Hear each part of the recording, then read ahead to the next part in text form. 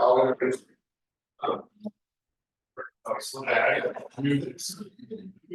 So this Reverend Russ, can tell you a little bit about his business, Field Education, which is one of our great partners at Ozarks National, but one of the great property management companies. He can tell you all about. We've got family members working there, and at the end, if you want to talk to them about a certain church champion, a softball championship, I'm sure we could spend a few minutes with Russ.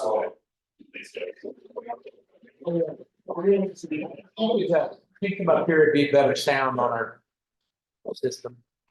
Don't worry, that's fine. Oh, you're tall. Sorry. Good morning. Nice to be here. Thank you. So sorry for getting up late. So I texted you, I said, oh my gosh. So it's one of those things where you wake up, right? And like, did I have something to do today? And I'm like, no, I just set my alarm, so I must be fine. It must be tomorrow. I'm like, it seems like it's the 24th. What's today? 24th. I'm like, oh, so apologize for that. So my name is Russell Burdette. Pretty much lifelong, lived here at the lake since I was 12, which is a few years ago. Went to college at Central Missouri State. Thought I was going to do radio and broadcasting for my career. Did radio for about 5 years. And realized that there's, at least at that time, back in the 80s, no money in radio unless you moved to St. Louis or Kansas City. I'm not really a country boy, but I didn't want to be in the city. So got out of radio, did a few other things, and at a certain point I decided that I wanted to own my own business, but I couldn't figure out what I wanted to do. So I called up a good friend of mine and I said, hey, I think I want to do property management. He said, you don't want to do property management. So, whatever you do. And I said, no, I think I really do. And nothing happened at that time. One thing led to another. I'm out of a job. And so I'm like, I'm trying to find a job and can't find a job. Okay, I just need something to put some food on the table. So there's an ad in the paper for Al Elam of Real Estate in Lake Ozarks. They need a marketing director. This is for you too, if you're going to college, okay? Take the business class. Okay, whatever you do, take some business, right? You never know what's going to happen down the road. And so they needed a marketing director. Well, I had one marketing class at college, so I figured I'm qualified for this job. So I show up, I'm about 35-ish, 35, 30. And I'm sitting there and there's this 22-year-old girl and who's training me, right? And in college, I dropped my only computer class, right? Because I said, who's gonna need computers? This is 1988, right? Like, nobody had personal computers then. So so some new technology is coming out, take the class, learn it just in case. And so she's sitting there and she's like, okay, today we're learning how to copy and paste. And I'm like, I'm looking for glue. I'm like, what are we doing here, And she goes, no, it's like this. I'm like, okay. So the next day she goes, today we're gonna cut and paste. So I'm looking for scissors now, I'm like, wow. So I caught on pretty quick. Found out pretty quickly that they had a property management company. And there was a person in the office that I get along with. Most people couldn't get along with her very well. So I talked to the boss. I said, hey, how about if I move upstairs? I'll be the assistant property manager because he looks like he needs a lot of help up there. And I said, okay. So I moved upstairs. At the end of the year, they said, hey, how would you, the manager quit. And I said, I'll be the manager. But they had a few things that they wanted me to do. And I'm like, well, I don't want to work. I worked at the mall my whole life as a music store, most of it. So then I had weekends off, holidays, and Christmas, all these things that I never had before. And I said, I don't want to work weekends. So I went to them and said, hey, I'll be the manager if we can do this, right? Jesus comes first in my life, my family comes second, and this job will always come third. And they said, deal. And I was like, oh, good. All right. So I took over as the manager the next year. 2006, they offered to sell me the business, and I didn't have anything to buy the business. So I went on, hey, here's an opportunity for me to now own my own business. So I went to the bank where I've banked since I was 12, right? Central Bank, and sit down with the guy there for a loan, and he says, well, what are the assets of the company that you're buying? And I said, 3 computers, a couple of desks, because the properties that they manage for vacation rentals, the company didn't own those, owned by people. So he says, well, how much money you guys? I said, I don't have any money. He says, well, then I can't give you. I said, okay. So Next year, I went back to him and said, "You want to buy it again?" So next year, I go back to him, same conversation, nothing had really changed. And I had a little more money set aside, but I went to another bank and they said the same thing. No, so next year rolls around. Now we're in the middle of the recession, the 07, 08, 09 recession. Worst time ever to buy a business in the history of the world. And they said either you buy it or we're gonna sell it to somebody else. So I went to my wife and said, "Look, if they sell it to somebody else, I don't have a job and I don't want to look for another job. I'm good." Okay, so we had a little money saved up. So went back to this time went to Great Southern and talked to somebody else. And in 30 days, I had an SBA loan to be able to buy the business. Closed on it on my wife's birthday, October 21st, 2008. And I owned the business. First year, get into business, this might happen. First year, I took $6,000 of salary. Luckily, we had enough money saved up that I didn't have to have a salary. I had to pay a couple of employees to work. At that time, I think that year we did 438,000. We managed about 70 properties. Today, we're the largest vacation rental company at the Lake of the Ozarks. We managed between 130 and 150 properties. And last year we did $2.4 million in sales. So things have dramatically changed at the office. So we were at Al Leland, we were in an office about the size of this table here. The storage room was a closet in the hallway, and we had about 900 square feet. And today we have 6,000 square feet. We have the old Great Southern building next to Vista Grande. And when the bank moved out and we had an opportunity to buy the building, we did. And so the downstairs was empty for about a year, and now it's completely full. I'd have to rent like 5 storage units somewhere to hold all that stuff. So interesting things. So I also do jail ministry, involved in Camden County. I do jail ministry up there Thursday nights. And quick story about vacation rentals. When I first time I went to jail in 2001. It's kind of scary things. I've never been in trouble. I got like one speeding ticket in my life, right? But somebody invited me to go. Went. I ended up becoming a full-time Bible teacher there, and there was these 2 young men there that had helped murder their stepmom, and they were from Florida on vacation, and the dad had cooked up this story how the mom was abusing, the stepmom was abusing him and stuff like that, and so they came up here from Florida. They drowned her in the lake, stuffed her under a dock, and they called the police. Police show up, they look at it, oh, it's a drowning, right? Well, the girlfriend of one of the boys saw the story in Florida. Florida lady drowns at Lake of the Ozarks. So she called up and she goes, "I heard them talking about some stuff. You might want to check the body one more time." So they did. They found marks on her neck and skin under her fingernails, and arrested the dad and the 2 boys. So I meet these 2 boys. They realized what they did was absolutely wrong. They repented. They were, headed in the right direction, but they're going to do a lot of time in prison, right? So in 2008, I buy the business, and we're throwing stuff away that we don't need anymore, right? We're going through these files, and I open up the file, and I pull it out, and here's a newspaper clipping of the murder, right? I'm like, that's weird. Why is this in here? Well, because they had stayed in one of the houses that I now managed, okay? And I was like, wow, what a coincidence that something like that would happen. So, few statistics about rentals. The average stay at the Lake of the Ozarks. Let's see if somebody gets. How many nights do you think the average person stays at the Lake of the Ozarks during their vacation? 4. That's great. About 3.8. So that's perfect. Okay, so a little less than a condo, a little more in a home. We get a lot of people that call us up and say, "Hey, we want to buy property and make $1 million." And I said, "Well, it's not going to happen here because our vacation rental season is so short. Memorial Day to Labor Day, get about 110 days there, and that's the season. 90% of all rentals at the Lake of the Ozarks occur between Memorial Day and Labor Day. 10% the whole rest of the year." Okay. And they said, "Well, what are people there doing in the winter?" I said, "Well, we go to restaurants and we go to Rotary and we do things like that." There's not a lot of vacationing going on in the off season. And the main reason is this one lady called up and she said, "Well, why don't people come to the lake in the winter?" I said, "Well, because the lake's closed." She goes, "They closed the lake?" No. I picture these big arms coming down, no entry to the water. So, but I said, "No, just nobody comes here." Because we don't have, like a Silver Dollar City, we just don't have a year-round attraction. Now with the new thing going in by the Glazed Bridge, that might draw some business, but still probably November, December, January, February, it's still gonna be fairly dead for vacation. So I realize a lot of other stuff going on, which is great for locals, but just not for vacations. Let's see.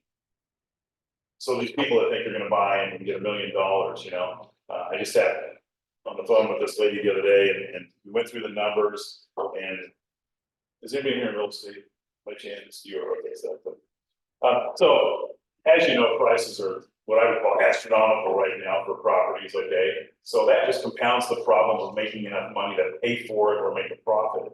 And so we did the numbers and her payment was gonna be $1,200 a month and her year-round income was gonna be $600 a month.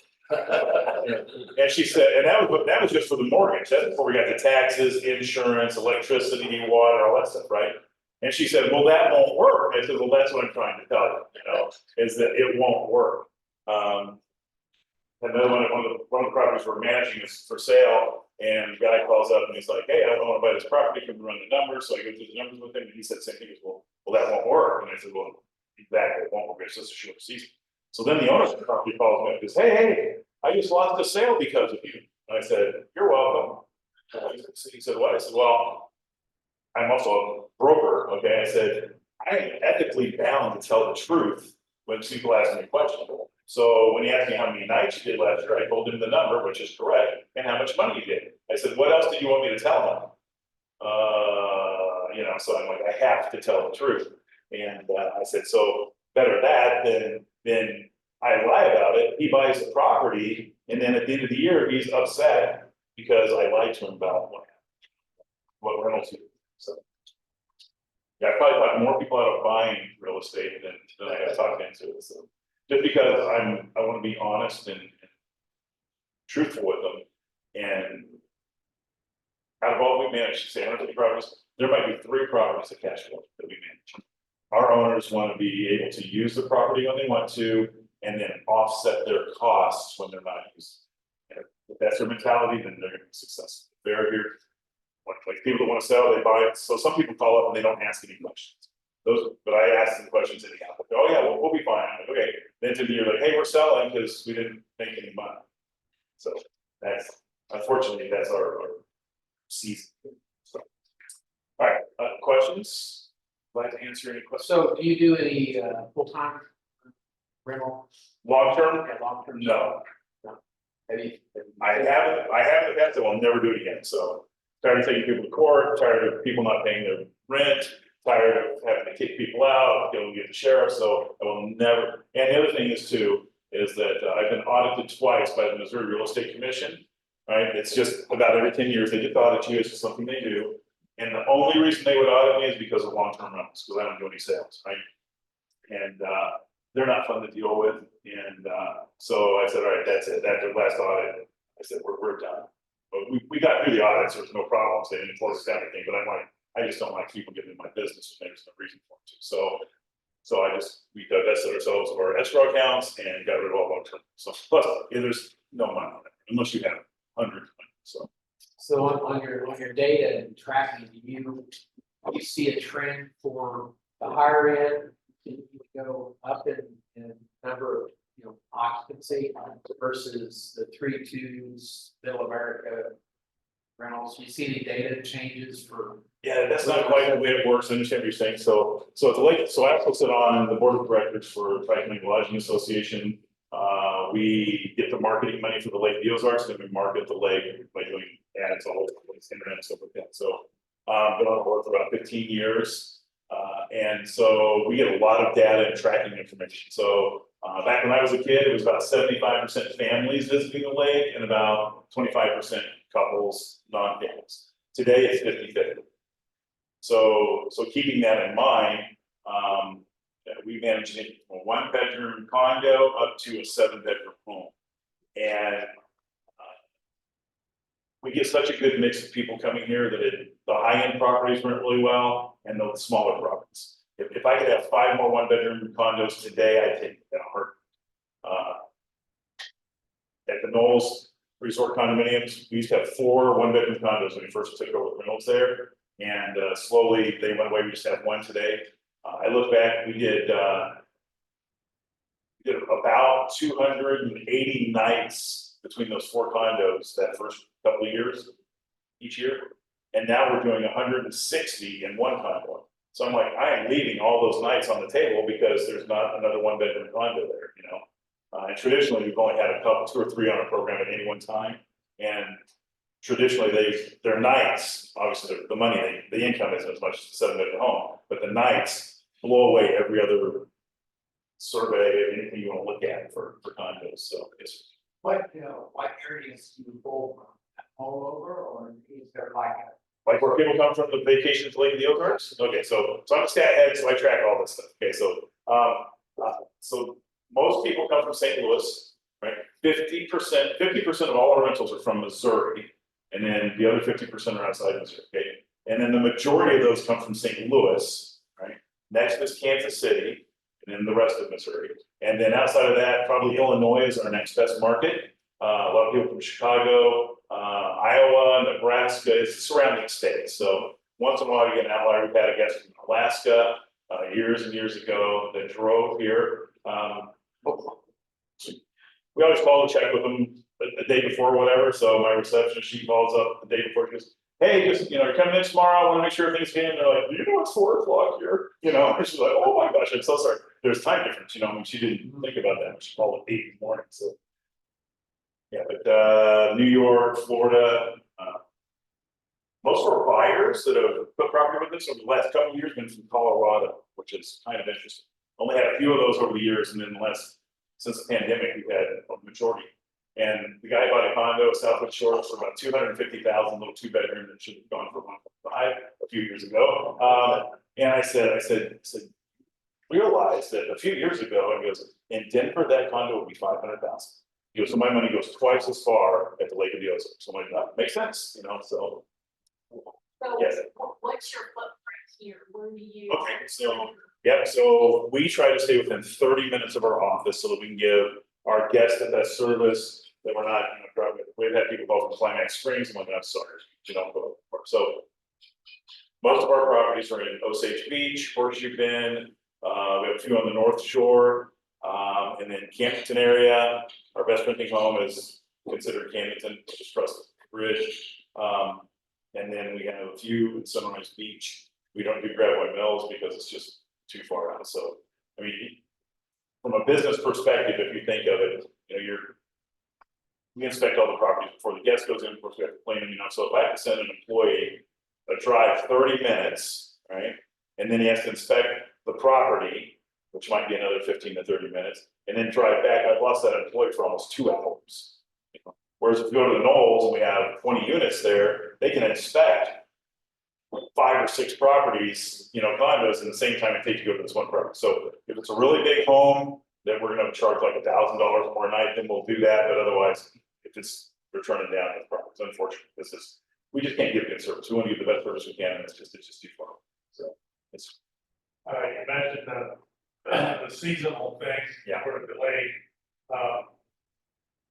I've heard about, they're talking about building a casino. Do you think that'll go in, and will that have an effect? So kept track of this pretty well. So there's 2 possible casinos for the Lake of the Ozarks. One's a private casino and one is a Native American casino, right? And both of them have huge hurdles to get there. I'm not saying they won't get there because they probably can, okay, but the private one is going to be the harder one. They've got to change. There's only 13 licenses for casinos in Missouri, and they're all out. And so they would have to add a casino license, right? And then once they do that, it's my understanding that it's up for grabs for anybody, right? Except that they're going to specifically say that has to be on the Osage River.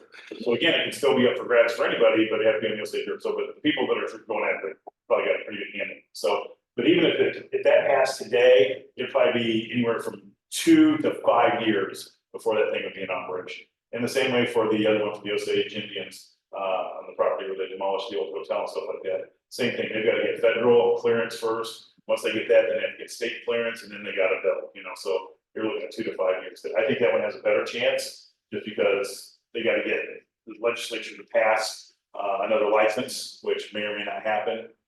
So, but now, once they're here, if they're here, right, then that would bring more year-round people, right? But eventually we can build a hotel, so most of those people will probably stay at a hotel there eventually. So it might bring a few people, but I don't think it's gonna dramatically change the landscape of a Silver Dollar City that's open year-round. We go there frequently, would change the landscape of rentals, you know, here at the Ozarks. And again, traffic for everybody, so. Anything else? All right, thank you very much. A couple, more things for you to do, at least one, for sure. We have one of these out with the,